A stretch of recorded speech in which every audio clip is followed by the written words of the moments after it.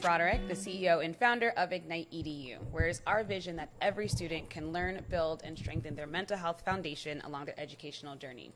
In this series, we've been talking about mental health in different spaces for students, and today we're focusing on mental health and education. And we have here Joshua Rodriguez. Hi, Chrissy. Hi. Super excited to be here. I'm excited to have you. So tell us, just introduce yourself, let us know who you are, and then we'll get going in our conversation. Awesome. So I'm Joshua Rodriguez. I currently teach in Newark. I am a special education leader and head of the SPED department in one of our schools in Newark. Awesome. So start at the beginning, right? Yes. Before we kind of talk about where mental health and education is now, talk to us about your experience growing up, starting with K through 8, and then how it's kind of evolved over the years. Yeah, so just for context, I was homeschooled from 1st to 8th grade. So my experience in education as a child is very different. Yeah. I went to school for a couple years to try it out, but it just stuff happened that just was kind of weird. So my mom decided to homeschool me. Yeah. But mental health was something that we never spoke about. Yeah. Even when I did go to high school for full time, in a big school, it was something that was just never obvious. It was something that wasn't like up in the walls or we saw. I feel like it was very taboo and just something that you kept to yourself. So I feel like mental health is something that I'm not, as a kid, had no experience with. Yeah. So what, though, did you go through that? Like maybe you wish that you got support for? What were some things that were challenging? Because your mom was everything, my right? cafeteria lady, the nurse, the principal. I want to see. Transportation. Was it like, so do you wake up and like your mom makes breakfast and you like go to the table, like do schoolwork, and then you like go back for lunch to your mom, and then your mom like helps you out? I mean, she actually did it structured. I feel like some people would be like, you need to sit down. Yeah. But it would just be like, hey, wake up. Breakfast was obviously ready. And then it was all self-taught. So I just read a lot and answered questions. And then she would send it to the Department of Education, and they would kind of like grade it or like make sure it's good to go. Got it. To give me credits. Got it. And then when state tests came, they would mail her the state test. I would take it, send it back. Yeah. But it was usually like 9 to 12. And then I'll play video games from like 12 to 5, and then I'll eat. Yeah, so a lot of kids are probably jealous of that. So what were some things then, because for you, and we do talk about like mental health in the home, so then I guess for you with education and home being one, what was that experience like? It felt like there was no space for me to be myself. As a kid, trying to figure out my sexuality, as I identify as gay, it was weird to kind of navigate that because there was no space that felt comfortable for me to express that or even mention that to anybody because, you know, my parents are pastors, they're very religious, so I was like, we're going to keep that inside and just internalize it. So my goal was to be, in a way, the perfect child. Yeah. You know, get the good grades. If you get the good grades, if you behave well, nobody's going to ask any questions. Nobody's going to try to figure out what's wrong with you. Yeah. So that was really my kind of go-to thing is that my parents were always like, oh, he's the perfect kid. He never does anything wrong. We don't really have to ask him any questions. Yeah. So if you think back, though, like, so what were your challenges in terms of, like, were you trying to have an outlet? Did you, like, journal? Did you write? Like, how did you cope with the stuff that you were going through? Really, the internet was like the biggest thing that kind of helped me to figure out who I was because I feel like sometimes kids, you know, you see a teacher who may be gay and you can ask a question or you can see somebody in your family who's like that and you can ask a question. Yeah. Where for me, there wasn't that. So everything was like research, like, is this okay? Is there more people like me? Yeah. Is there chat rooms that I can, you know, kind of go into as a 15-year-old now, or even when I was homeschooled as a, you know, 13-year-old with other kids who I can meet with. And the only experience I remember where like I had kind of that outlet was when I was in 8th grade. My mom took a job in a Christian homeschool school. So it was like a school where other kids were homeschooled. And we just So it was school. It was school. But everybody was homeschooled and we just went to a building to kind of congregate and, I guess, fellowship in a way. So that's where I was like, oh, there's people who are definitely acting the same way I'm thinking about or talking about things that I thought about. So I realized that there was other people like me. And what's interesting is for me, in Catholic school, it's kind of also, I felt like similar in terms of like everything's kind of religion based, right? So even when you think of like mental health and education, it can look very different in public school versus like charter school versus private 100%. School versus like Catholic school, right? And then how that then shapes your development, because you spend so much time in school, right? Especially as kids, like you spend so much time there, so you do look for a lot of guidance from the education system. So then you went to public school in the Bronx, the Bronx of high school. So what was that like? So it's actually interesting. So my mom wanted me to go to obviously a good school like any other parent. So she enrolled me in a charter school at first, my freshman year, and I just could not handle it.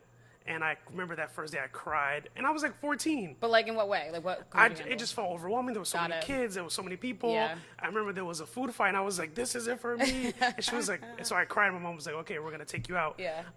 And my best friend, who was just a friend from church, Yeah. he was like, "Hey, come to my school by my house." And it was what was considered one of the worst schools in the Bronx at the time. Like metal detectors, cops everywhere. Yeah. It was very, very dangerous for a kid to even be there. And she was like, "You want to go there?" I was like, "I know a friend is there, so I feel more comfortable." And that's where I went. Yeah. So the first year I didn't speak. Like I didn't talk to anybody. Yeah. You know, I was considered his sidekick because when I think about it, the relationship was toxic because he would be like, "Hey, this is my sidekick. He doesn't talk. He does what I want." And I was so shy. I was like, wow, this friendship was someone who wanted to manipulate me. Yeah. But because I was so shy, I didn't know social cues, anything like that. I just wanted to be liked by somebody because I was homeschooled. So I was like, I'll do whatever he wants. It really wasn't until sophomore year where I like made the conscious decision to be like, I'm going to completely transform who I am as a person. And I went to school and I was like, I'm lit, like, and I cut him off, and I changed how I dressed, and I felt like things that I felt I needed to do to be better. Yeah. So, was there anyone at your school that helped you with that?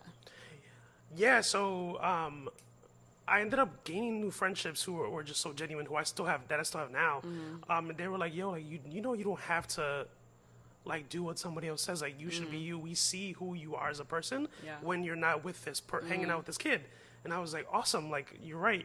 And they really kind of like gave me the guidance that I needed because you know they went to middle school. They had social skills. They had cues, and I learned from other kids in my class who were so genuine that you know even though it was one of the worst schools in the Bronx. The relationships were so strong there compared to the other school that was academically great and no one gave me the time of day. Yeah. So. And it's interesting because that time is especially important for students because it is very relationship based, right? Like the people you're friends with, the acceptance, but there's also like the cattiness and the cliques and like all of that stuff. So it gets very challenging for, I think, young people because you're at that age, you want to be liked, right? Yeah. Everyone wants to be liked, right? No one wants to be hated.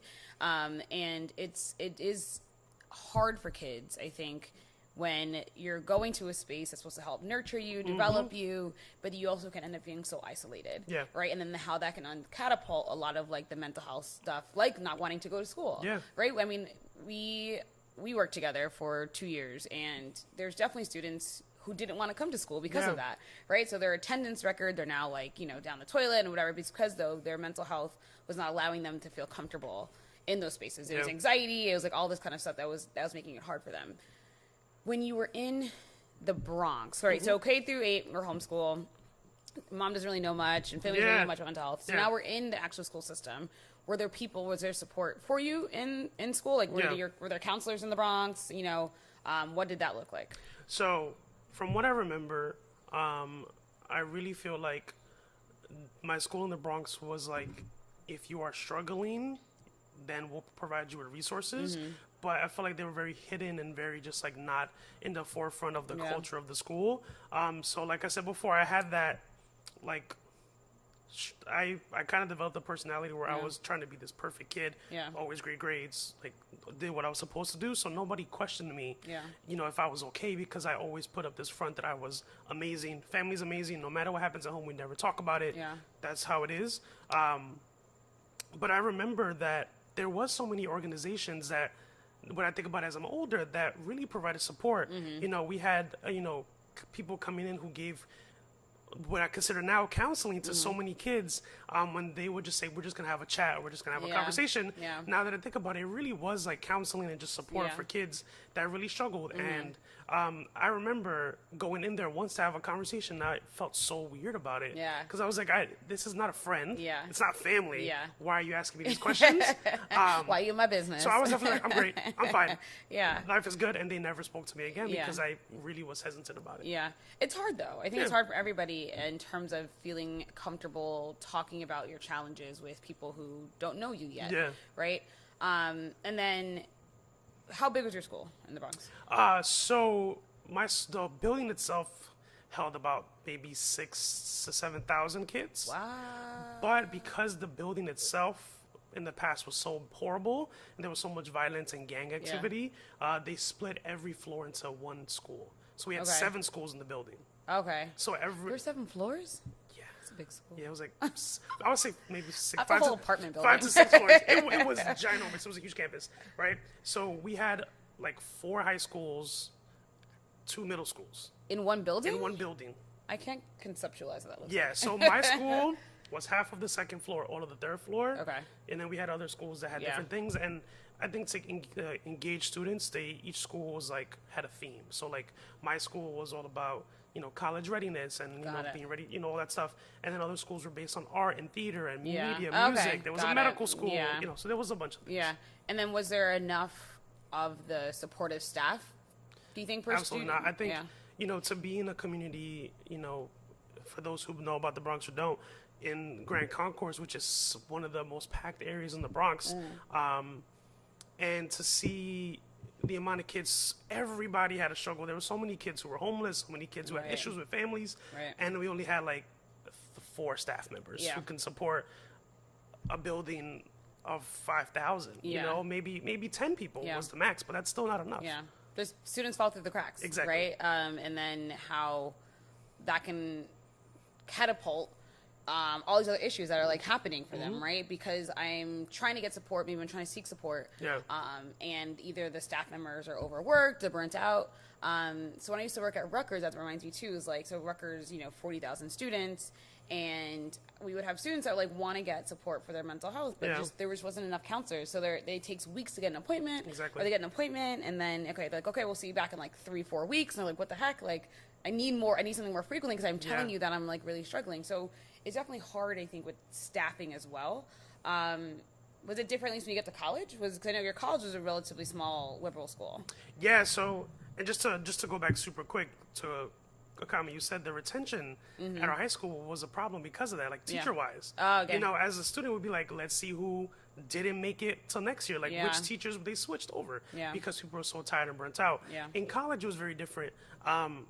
Fortunately, my parents were like, we are going to make sure we support you as much as possible to get into college, no matter what, and we were blessed to be able to do that. So I went to a private school that was very small. We had maybe 3,000-4,000 undergrad. And that's where I first had my first experience with therapy. As, I was still considering myself a kid. I was 18, and college was so overwhelming. I realized that I was still trying to understand social skills, and I didn't understand why certain people were doing certain things or why, certain friends left my life randomly, and it was like so overpowering and overwhelming that I was like, I need to talk to somebody. And that was my first experience with like real, from what I saw in the movies as a kid, it was like real therapy. Somebody was sitting in front of me. She was in a beautiful couch. I was on the couch laying down somewhere. And that was where we talked, and I learned so much about that. And that's why I decided to eventually switch my major to clinical psych, because I was like, yo, this is such an area that no one taught me about, and I loved it. And was it still for you becoming more comfortable with like your sexuality and your identity? Was that through high school, through college? It was all throughout. I didn't come out until my senior year of college, so I dealt with that. I still hid it. I acted like I was this like super straight guy for most of my whole college career until senior year, where I decided to finally feel comfortable about it. And that therapy was super important because I remember the therapist like probed. She was like, I know there's something there. You don't want to talk about it. Eventually we will. And it took time for me to sit down and be like, okay, I need to accept this because I fought it for so many years. So then what do you wish you would have maybe had in your schools that would have helped you maybe feel more comfortable? Because I think with within the LGBTQIA plus population and mental health, like there's very high statistics in terms of like depression, anxiety, suicide. So what do you think would help students in that space in terms of like what can be going on within the education system? I wish I would have saw somebody that I could relate with, you know. So, you know, in the school that we worked at together, Yeah. I remember you put a poster that was like, "This is a safe space Yeah. for LGBTQ students," Yeah. and I passed that every time, and I was like, "Damn, I wish I had that," because my school didn't foster a culture, or at least I felt didn't foster a culture where coming out was a safe thing there. Yeah. Like, you know, I saw how kids in my school who were gay got bullied in ways that no other kid got bullied, and it was so scary. You know, kids got beat up for being gay in my school at a time. It was what, 2008. Yeah. It still wasn't like mainstream. yeah. Like, it wasn't. I would say mainstream, Yeah. but it wasn't as comfortable as it 10 is years now. ago. I mean, 12 years ago. Yeah. Yeah. So it was like, I didn't feel safe, and I wish Yeah. I had people who were like, or just put posters or something, or somebody that felt like I could relate to. Yeah. You know. Yeah. Now as an educator, and I'm working on that too. Now my next step as an educator has been like, I want to be that person for somebody else, because I was scared to be that type of educator. That's a Yeah. lot of power. It is. Or just like a lot of pressure. Yeah. Not power, but pressure Yeah. to be out and proud in a classroom. So I Right. was like, that's the next step I want to Yeah. take. Kids can get mean. Kids could get They could get very mean. And you're like, hey, don't say that. So then talk to us about then that transition for you in terms of wanting to become an educator, and then in particular why you wanted to work with students in special education, because within mental health in schools there tends to be this co-occurrence of students in special ed and also receiving mental health support and services. Yeah, so, excuse me. It's actually my favorite story to talk about.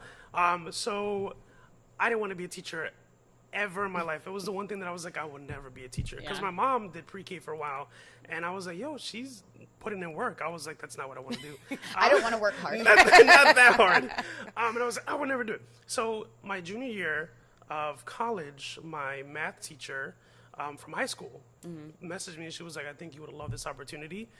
Do it. And she told me to apply for this summer camp in upstate New York in Lake George for kids with either disabilities or chronic illnesses, you know, kids who were kind of in their last weeks of life.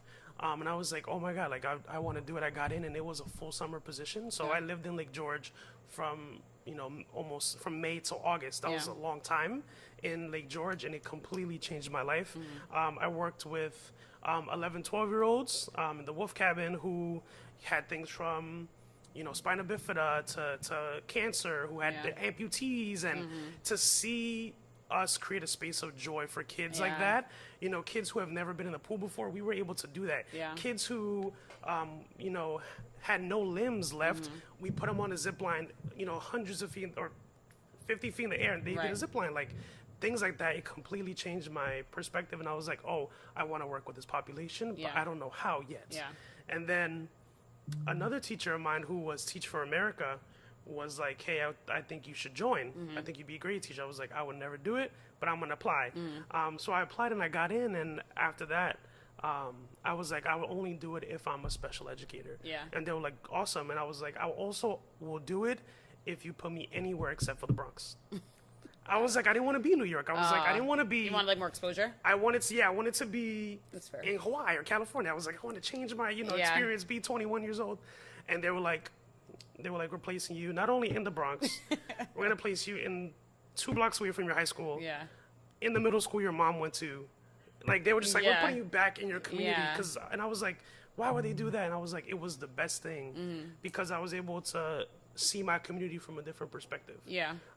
I was a student there, you know, roaming the streets, living my best life. And now I'm an educator teaching kids that look like me, who act like me, who act like my friends. It was just such a surreal experience. And I was like, I loved it. I loved Were it. you able to kind of then purposefully like bring in things or talk about things or that you wish you had in the space? So I think I tried to do it. At that time, I was still nervous to be an educator who was openly gay. So I would try to like be that person without exposing myself at the time because I was scared. So I'd be like, yo, if you need that space, I'm here. And kids, I felt like I was so genuine and just cared for kids so much Yeah. that kids would tell me everything. Yeah. Like I had kids come out to me and they would be like, "Yo, they would call me dad." We just had a space Yeah. where every lunchtime I would forget my lunchtime. We would eat together. Yeah. We would, play games together. We would talk about life, and kids were like, "Yo, we haven't had that in so long." Yeah. And those kids, I fell in love with the kids. We fell in love. Like, it was just amazing to be there. And that connection's important, so especially for strong. kids during that time, of being able to provide that like intentional space. So what do you see now, right? In the work that you do from teaching and then also being in leadership or being a leader, what do you see now in terms of the challenges, mental health challenges that students face? Yeah, I'm seeing like so much anxiety, which I don't remember kids our age talking about it as much as they do now. I feel like it was so taboo. And kids acknowledge that, and I see a lot of anxiety, a lot of depression. Yeah. I see a lot of, unfortunately, self-esteem issues with girls. Eating disorders with girls. I've seen that a lot, especially I saw that a lot in the Bronx. As a collective, they would join and, kind of have that together, and it was very hard to break that cycle. Yeah. Boys, I see a lot of work with toxic masculinity. They're they want to be great, Yeah. but then the, families and older men in their life are telling them, you have to be a certain way, and they're like, yo, I just want to read and watch TV and be a kid. Exactly. And it's so hard for them to kind of balance that. Yeah. So I'm seeing a lot of that, and then there's a lot of trauma. Then you see those big buckets of trauma that it's heartbreaking to see that a 12-year-old has experienced more than we have experienced in our lifetime. Yeah. And it's a lot of things that we see we have to work on for them to be successful in the classroom. And it's that awareness is important, right? Yes. That we can't, because to hold them accountable and make sure that they can get work done and still perform academically, but how do we make sure that we are first attending to their mental health needs, right? Because you can't, adding more academic pressures isn't helpful, no, not at all. Right? It's, if anything, is counterproductive for what you're trying to get done. And as students are developing, especially within like that, middle school age where they're trying to figure themselves out, not helping them understand their mental health can be detrimental, right? Like I think it can be very challenging for them as they're trying to understand who they are, but then we're not intentionally providing them with that, knowledge, skills, resources, etc. Exactly.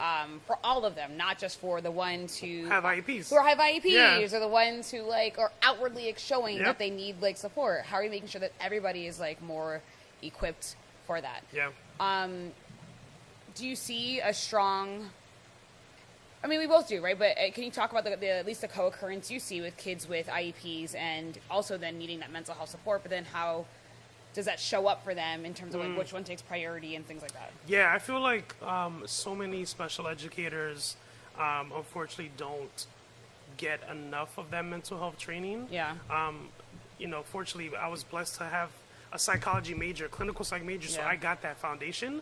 But I remember in grad school that it was maybe a part of a class or one class that day that only talked about mental health, and the rest was about academic support and services and things like that. So what I've seen though with kids with IEP specifically is that most of the time the foundation is mental health. Right. And if we can work on that first and then provide academic support on top of that, the kid is going to be so successful. Right. But most of the time we're trying to skip ahead.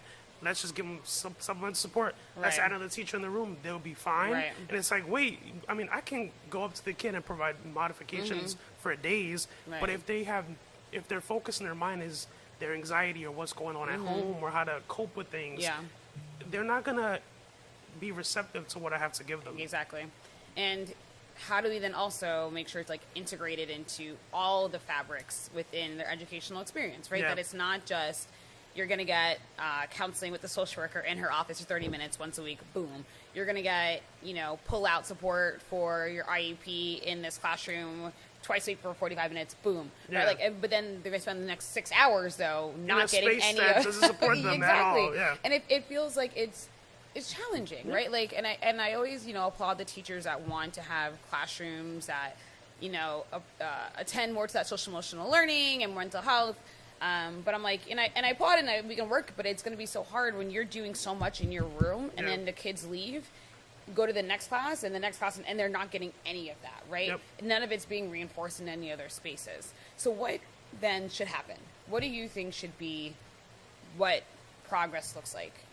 I really, and I know we've talked about it before, it really starts at the top. Yeah. And I mentioned before this idea of trickle-down leadership, Yeah. where if the leaders of the building or the leaders of the school aren't putting mental health as the focus, Yeah. the culture of the school is not going to be mental health Right. focused. Because your room could be the safe space for a kid, but Yeah. if 80 other teachers are not providing that, maybe because they don't have the resources, they don't Right. have the training, the culture of the school is not Right. mental health focused, the kid's going to have 30 minutes, 45 minutes a day Right. of feeling like people are listening to them and Yeah. they have a safe space, and then the other 8 hours, 6 hours of the day, they're stressed because Exactly. no one is providing that for them. Exactly. So I think schools need to be community-based as Yeah. well, where the leadership is making sure that every stakeholder that's involved in this child's life Right. has the proper resources to provide a space for that kid. Right. And that it's for everybody. Yeah. Right? That it's not just, we're doing that for the kids, again, that have like those outward behaviors that we can see that they need more support. And that's when we're all hands on deck and like, we're getting Yeah. everybody involved, the community support, the family, etc. Right? But that ends up being very reactive. We're waiting until something happens and then be like, oh shoot, now we need to like dive in and like Let's rush do to stuff. find resources, Yeah, yeah. but it's like, what are we doing that's more proactive, and how can we be more proactive Preventative. about that? Because we don't know. We have Yeah. no idea when that is going to be a situation for somebody else.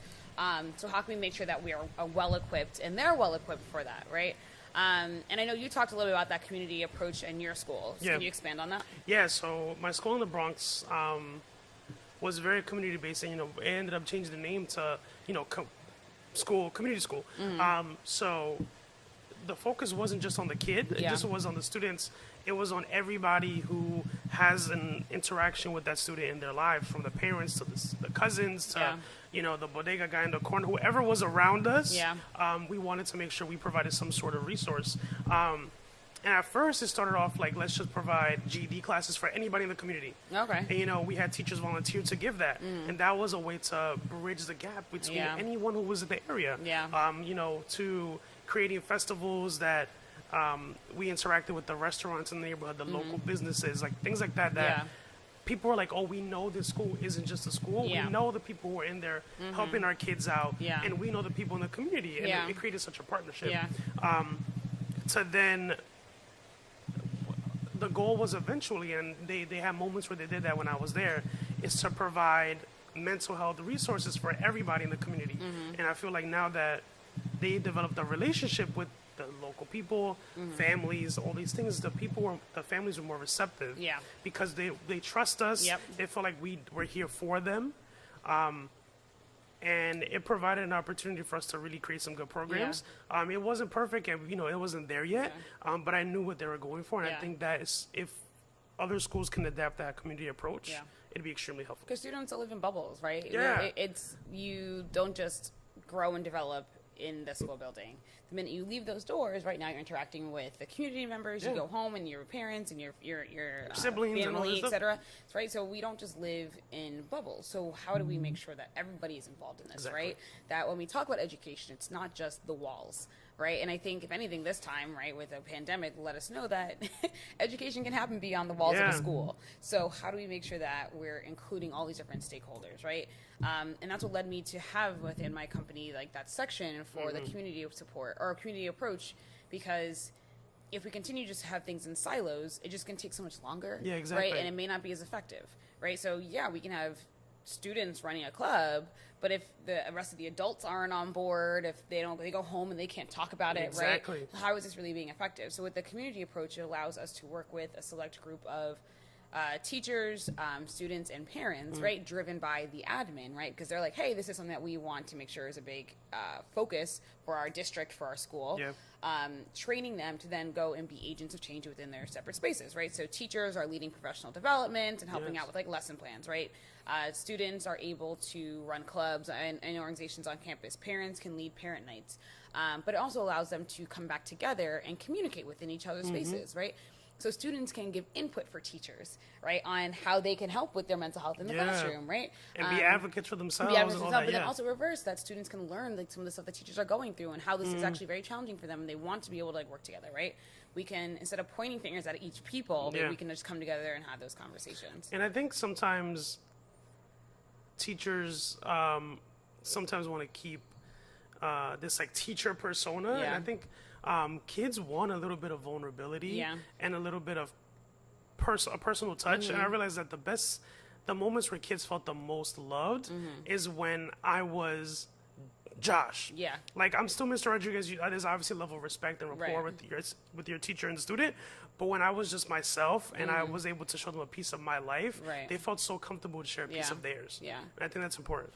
And they understand more, right? Students understand a lot. So it's a mixture of, and I think this can go from K through 12, but also in higher ed, right? That we're not just thinking that this is above them, we can't like expose them to X, Y, and Z, right? How are we bringing them into these conversations and letting them know some of the things that we're going through? Because the kids also care. Like they're not just like a bunch of like a-holes. We love our teachers. They love their teachers. Exactly, and they do. And you know, if you are going through something, they will be there for you. Exactly. Right? So, looking forward to your department, what are some things that you guys are looking to do in terms of like helping to address the mental health of students?